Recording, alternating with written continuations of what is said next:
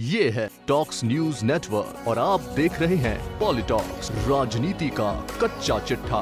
गुजरात कांग्रेस की तरफ से चुनाव आयोग द्वारा राज्यसभा चुनाव के लिए जारी किए गए नोटिफिकेशन के खिलाफ सुप्रीम कोर्ट में याचिका दायर की गई है। बता दें कि चुनाव आयोग ने हाल में खाली हुई राज्यसभा की 6 सीटों पर उपचुनाव के लिए नोटिफिकेशन जारी किया है। इन सीटों में अमित शाह और स्मृति ईरानी के लोकसभा सांसद चुने जाने के बाद खाली हुई गुजरात की 2 राज्यसभा सीटें शामिल हैं। चुनाव आयोग के नोटिफिकेशन के खिलाफ गुजरात विधानसभा में नेता विपक्ष और अमरेली विधायक परेश धनानी ने सुप्रीम कोर्ट में याचिका दायर की है। कोर्ट धनानी की तरफ से दायर याचिका पर 20 मई को सुनवाई करेगा। बता दें, साल 2017 में गुजरात में 3 सीटों पर राज्यसभा चुनाव हुए थे, जिसमें बीजेपी की तरफ से अमित शाह और स्मृति ईरानी, वहीं कांग्रेस की तरफ से अहमद पटेल सांसद चुने गए थे। अब लोकसभा चुनाव में अमित शाह गुजरात की गांधीनगर और स्मृति ईरानी यूपी की अमेठी सीट से सांसद निर्वाचित हुई हैं। इस वजह से गुजरात की 2 राज्यसभा सीटें खाली हुई हैं। चुनाव आयोग ने गुजरात की इन 2 सीटों सहित देश की 6 सीटों पर उपचुनाव के लिए नोटिफिकेशन जारी किया है। चुनाव आयोग की तरफ से जारी नोटिफिकेशन में कहा गया है कि 5 जुलाई को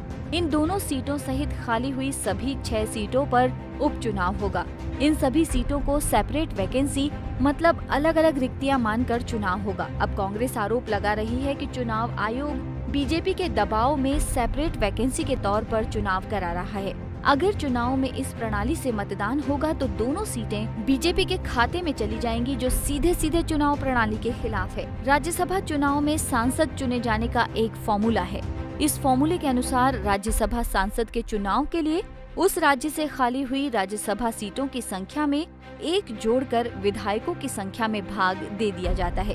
भाग देने पर मिलने वाली संख्या में 1 जोड़ दिया जाता है। इसके बाद आने वाली विधायकों की संख्या 1 सांसद चुनने के लिए आवश्यकता होती है। राज्यसभा चुनाव में खाली हुई सभी सीटों पर एक साथ चुनाव होने पर एक विधायक एक ही बार वोट डाल सकता है, क्योंकि इस प्रक्रिया में विधायक को एक ही बैलेट उपलब्ध कराया जाता है। ऐसे में वो एक ही वोट दे पाता है। अब गुजरात में 2 राज्यसभा सीटों पर 5 जुलाई को उपचुनाव होना है। गुजरात विधानसभा में वर्तमान में 175 विधायक है। 2 सीटों पर चुनाव होना है तो कुल सीटों की संख्या में 3 का 175 में 2 + 1 का भाग दिया जाएगा। भाग देने पर संख्या 58.33 आएगी।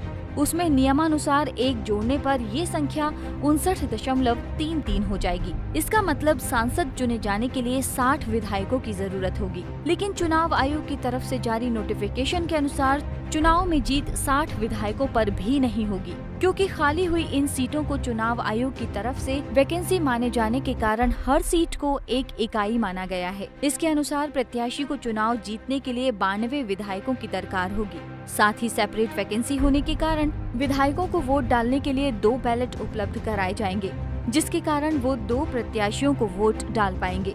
गुजरात विधानसभा में फिलहाल 175 विधायक हैं। इसमें बीजेपी के 100, कांग्रेस के 71, एनसीपी के 1, भारतीय ट्राइबल पार्टी के 2 और 1 निर्दलीय विधायक हैं। ऐसे में दोनों सीटों पर अलग अलग मतदान होने की स्थिति में दोनों सीटों का बीजेपी के खाते में जाना तय है। पॉलिटॉक्स के लिए शुभम शर्मा की रिपोर्ट। ये है टॉक्स न्यूज नेटवर्क और आप देख रहे हैं पॉलिटॉक्स, राजनीति का कच्चा चिट्ठा।